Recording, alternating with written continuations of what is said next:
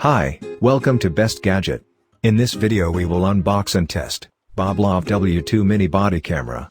Equipped with Sony high-quality camera sensor, this portable body camera records 1080p Full HD video with a wide angle, supports loop recording.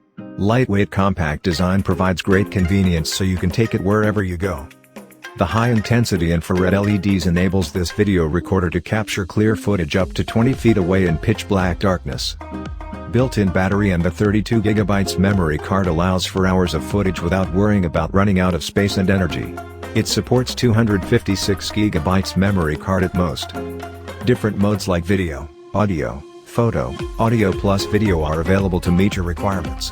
Ideal mini camera for indoors and outdoors use, delivering great performance for home security, meeting, hiking, jogging and more. Just click and play, no settings and software needed. This body camera has 3 buttons, one for video record, one for snapshots, and one for on and off.